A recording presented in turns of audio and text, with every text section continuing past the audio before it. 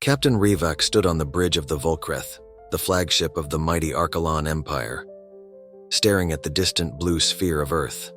This was supposed to be the easiest conquest in Arkalon's centuries-long campaign of domination.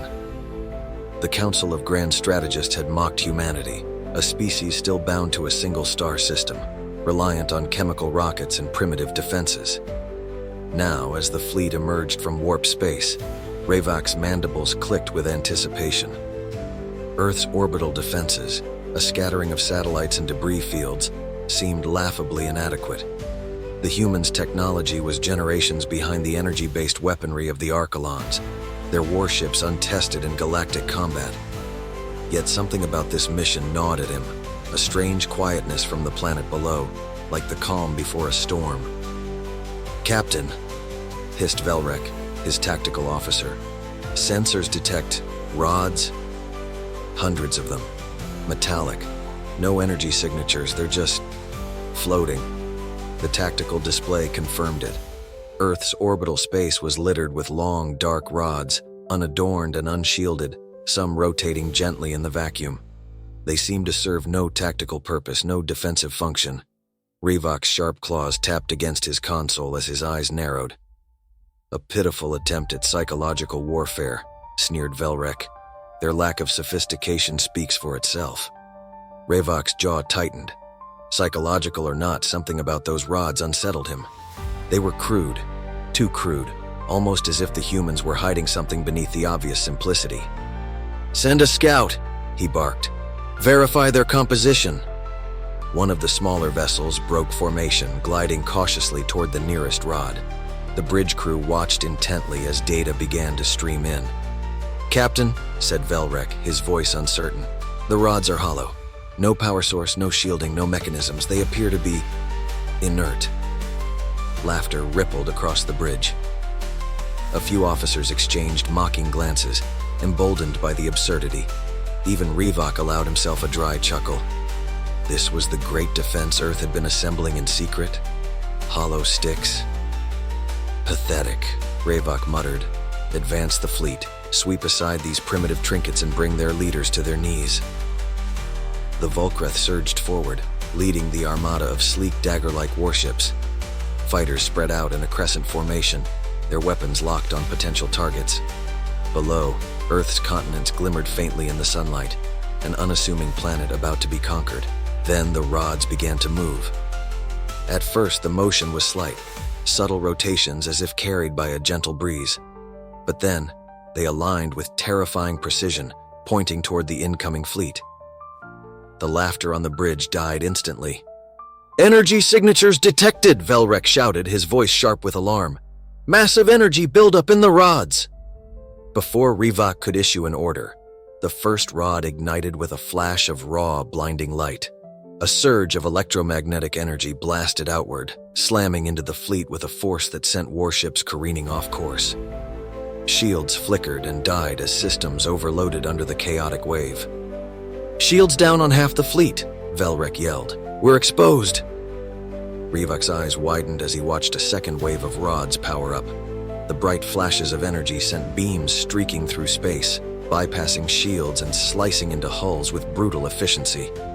"This isn't primitive," he growled, gripping the console. "This is calculated madness." As explosions erupted across the fleet, the humans spoke for the first time. Their transmission crackled through every comm system, a single voice calm and resolute. "We warned you. Leave or face extinction." Rivak clenched his mandibles, his confidence draining. The humans had made their opening move, and it was nothing like he had imagined. Captain Rivak's claws trembled against his console as he stared at the chaos unfolding outside. The rods, those seemingly crude, inert objects, were shredding his fleet. Warships exploded in bursts of flame and debris, their once impervious shields rendered useless by the raw, unorthodox power of the human weapons. The once silent battlefield was now alight with destruction, the elegant precision of the Arkalon fleet reduced to scattered panic. "Report!" Rivak barked, forcing his voice to remain steady despite the knot of unease tightening in his chest. Velrek's mandibles twitched as his eyes darted between rapidly updating displays.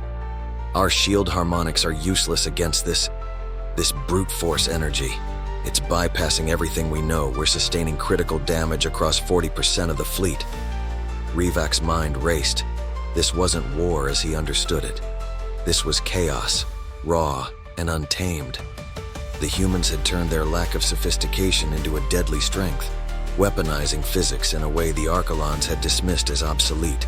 "Bring us into a tighter formation," Rivak ordered, his voice carrying an edge of desperation. "Concentrate all firepower on the nearest rods. We'll crush them and break through to the planet's surface."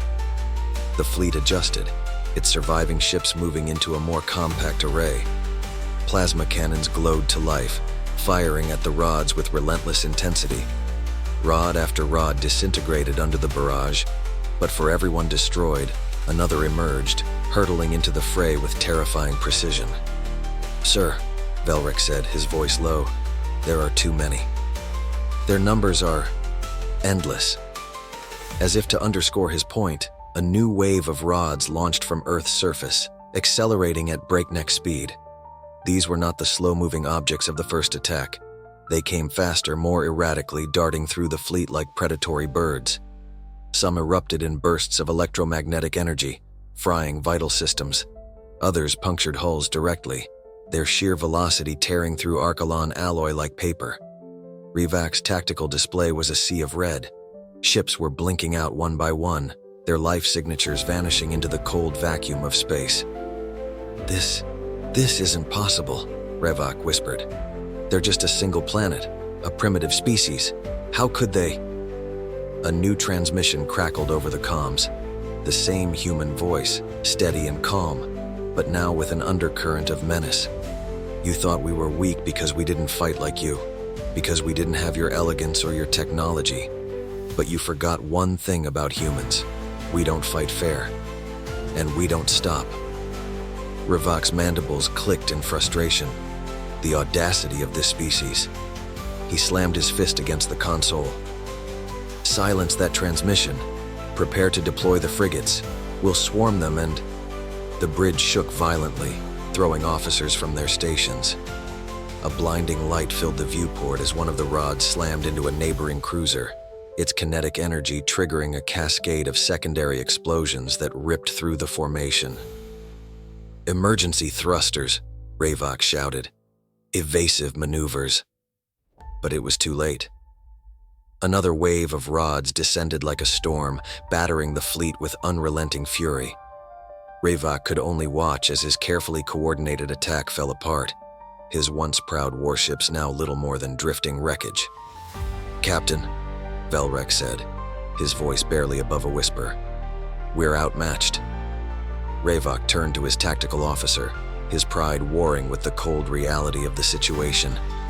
The humans had lured them here, set this trap, and dismantled everything he thought he understood about warfare.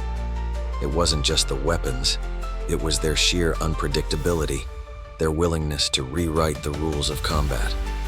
"Open a channel to the fleet," Rivak said, his voice heavy with reluctant acceptance. "We need to regroup, retreat to the outer perimeter." Velric hesitated. "Sir, the Council can't command a dead fleet," Rivak roared. "Do it now." As the remnants of the fleet began to withdraw, Rivak felt the weight of his failure settle on him. But even as they limped away from the battlefield, he couldn't shake the feeling that this wasn't over. The humans weren't just defending their planet. They were sending a message. And Rivak had a sinking feeling the worst was yet to come. Captain Rivak stared at the tactical display, his mandibles clicking in frustration as his remaining fleet limped out of Earth's immediate range. The debris field left by their once proud armada was now a silent graveyard, the shattered remains of Zaric superiority drifting in Earth's orbit. Every fiber of his being screamed to retaliate, to regain some measure of control, but the cold logic of survival overruled his instincts. "Status report," he barked, his voice sharper than he intended. The officers around him scrambled to comply, the chaos of their situation written plainly on their faces. "Damage across all systems, Captain," Velric replied, her normally calm demeanor shaken. Engines are operating at 30% capacity, shields are offline, and our long-range communications have been compromised. Several vessels are reporting catastrophic system failures. Revak clenched his jaw, his pride battered as heavily as his fleet. And the humans? Are they pursuing? Velric hesitated, her large insectoid eyes flicking to her console. No, Captain. They remain in orbit, but their weapon platforms are rearming. If they decide to launch another attack, we won't withstand it. The captain's mandibles twitched in a grim semblance of a smile. Of course they won't pursue. They don't need to. We've walked into their trap, and now they're simply waiting for us to crumble. The bridge fell silent, the crew exchanging uneasy glances. No one dared voice what they were all thinking, that they might not make it out alive. The Zaric pride, their belief in unassailable superiority, had been shattered as easily as their ships. Revak's mind raced, searching for a solution, a way to salvage their tattered dignity. "Captain," Velric interrupted, her voice trembling with barely concealed urgency. "We've intercepted another message from Earth. It's addressed to us." "Play it," Revak growled, his curiosity outweighing his anger. The human voice came through, calm and unyielding as before. "Zaric Fleet, we've given you every opportunity to leave our system. This is your final warning. If you remain within range, we will initiate our last line of defense. We have no desire for further bloodshed, but we will not hesitate to protect our home. Leave now or face complete annihilation." The words hung in the air like a guillotine poised to fall. Revak's claws drummed against his armrest, his thoughts a tumultuous storm. The humans weren't bluffing, that much was clear. Their crude tactics and unconventional methods had already decimated his fleet. Whatever they had planned next was sure to be even more devastating. "Operation Cataclysm," he muttered under his breath, recalling the name from the intercepted signals. The humans had kept it vague, allowing the fear of the unknown to do much of the work for them. It was a tactic Revak himself might have admired under different circumstances. "Captain," Velric said cautiously, "if I may, we must consider the possibility of retreat. Our forces are—" "Enough!" Revak snapped, silencing her. His pride was a living, breathing thing, demanding to be fed even in the face of overwhelming evidence. Yet as he glanced at the tactical display, the cold reality of their situation was undeniable. Earth's defenses were unlike anything the Zaric had encountered, and humanity's tenacity was proving a far greater weapon than their advanced technologies. Before he could respond, a series of blaring alarms erupted across the bridge. The tactical display flickered, then highlighted a massive energy signature emanating from Earth's surface. "Captain!" Velric shouted, panic creeping into her voice. "They're powering up something massive. The energy readings are off the charts." Revak froze, his mind racing. Was this Operation Cataclysm? Could the humans truly possess a weapon capable of destroying the remnants of his fleet outright? His hesitation cost precious seconds, the weight of his pride battling against the instinct to survive. "Order all ships to fall back," he finally commanded, the words tasting like ash. "Full retreat. Now." As the fleet scrambled to comply, the energy signature from Earth surged, sending ripples of raw power into the void. Revak watched, his chest tightening as a massive glowing pulse shot upward, moving with a deliberate precision that belied its size. It wasn't a weapon aimed at destruction, it was something far more calculated. The pulse hit the surrounding space with an almost surgical accuracy, disrupting gravity fields and scrambling ship systems. One by one, Zaric vessels spiraled out of control, their thrusters failing as they were dragged toward Earth's atmosphere. "Captain, we're caught in a gravimetric pull," Velric yelled, gripping her console as the bridge shuddered violently. "They're using gravity manipulation to disable our ships." Revak slammed his fist against the armrest, his pride giving way to despair. This wasn't warfare as he knew it. This was a dismantling, a deliberate and humiliating deconstruction of everything the Zaric Empire had built. "Send the signal," he barked. "All ships, emergency jump to nearest fallback point. Get out of this system, no matter the cost." The crew worked frantically, their movements a blur as they initiated the emergency jump sequence. Revak held his breath, watching the tactical display as the pulse closed in on their position. Would they escape, or had humanity already sealed their fate? The countdown began, each second stretching into an eternity. Revok gripped the edges of his chair, his gaze fixed on the view screen as the energy pulse surged closer. "Jump!" Velrek shouted as the countdown reached 0. The ship lurched violently, the stars stretching into streaks of light as the fleet made its desperate escape. The Zaric forces had been routed, their pride and power left in tatters. And yet, as Revok stared into the swirling void of hyperspace, he knew one thing for certain. Earth was no longer a backwater planet. It was a fortress, a force that had turned the very fabric of the galaxy against its would-be conquerors. For the first time in his career, Revok felt something foreign and unwelcome stir within him: fear. The swirling void of hyperspace offered little comfort to Captain Revok. His ship, now barely functioning, limped toward the Zaric fallback point. Around him, the battered remnants of his fleet emerged one by one, each vessel bearing the scars of humanity's unrelenting ferocity. What had begun as a triumphant march to conquer an insignificant world had become an escape from a living nightmare. "Status," Revok barked, his voice hoarse. Velrek hesitated before responding. "Captain, we've lost over 70% of the fleet. The remaining vessels are severely damaged. Engines on several ships are failing, and our long-range communications remain compromised." Revok leaned back in his chair, his mandibles twitching in frustration. Every piece of the puzzle pointed to an undeniable truth. This was the worst defeat the Zaric Empire had ever suffered. And the humans had done it with technology the Empire had mocked as primitive. The comms officer turned, his expression pale. "Captain, we're receiving a message. It's from Earth." Revok felt his pulse quicken. The humans had already proven their talent for psychological warfare. Whatever this message contained, it was unlikely to be comforting. "Patch it through," he ordered, his tone sharp. The bridge speakers crackled, and the now familiar calm voice of humanity echoed once more. "Zaric fleet, your retreat confirms what we suspected. The mighty Zaric Empire is not invincible. You came to subjugate us, and we gave you every chance to leave peacefully. Remember this day, remember Earth." The message ended as abruptly as it had begun, leaving an oppressive silence in its wake. Revok clenched his claws, rage bubbling beneath the surface. They were taunting him, daring him to return and face the consequences. "Captain," Velrek began cautiously, What should we report to the council?" Revok turned to face her, his mandibles flaring in irritation.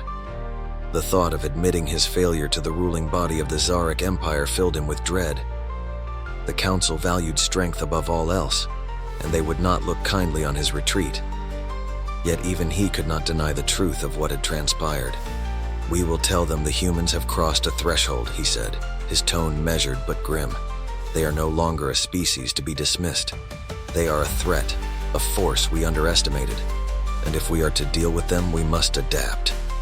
Velrek nodded but didn't look reassured. The crew exchanged uneasy glances, their pride as shattered as their fleet. They had come to Earth expecting an easy conquest, and now they returned as survivors of a catastrophe. On Earth, Admiral Kara watched as the Zaric fleet vanished into hyperspace. The battle was over, but the war was far from won. Humanity had proven its resilience and ingenuity, but Kara knew better than to rest on their laurels. "Status report," he said, turning to his officers. "Our losses were minimal," Lieutenant Jiro replied, "but our defensive grid is drained. It will take weeks to fully recharge the gravity weapons and particle beams. If they return soon, we may not be ready." Kara nodded grimly. "They'll be back, and they'll come with everything they have. We need to stay ahead of them, keep evolving. If this battle taught us anything, it's that we can't afford to stagnate." The Admiral turned to the large viewport overlooking Earth. The planet shimmered with a deceptive tranquility, its blue and green hues a stark contrast to the carnage that had just unfolded in orbit. Kara's chest swelled with pride. Against all odds, humanity had stood its ground. Far across the galaxy, in the opulent halls of the Zaric Council, Captain Revok stood before the ruling body. The councilors, towering figures adorned with ceremonial armor, gazed down at him with a mix of disdain and curiosity. "Captain Revok," the head counselor began, his voice a rumbling growl. You were tasked with subjugating a primitive world. Instead, you return with a fleet in tatters. Explain yourself. Revok straightened, his pride forcing him to meet their piercing gazes. We underestimated the humans, he admitted, his voice steady despite the weight of his words. They do not fight as we do. Their tactics are unconventional, their technology crude but devastatingly effective. They turned their planet into a fortress and used their ingenuity to dismantle our fleet. They are not a species to be trifled with. The counselors exchanged glances, their expressions unreadable. Finally, the head counselor spoke. Then we must prepare for their inevitable rise. If humanity poses the threat you claim, we cannot allow them to grow unchecked. Revok's mandibles twitched.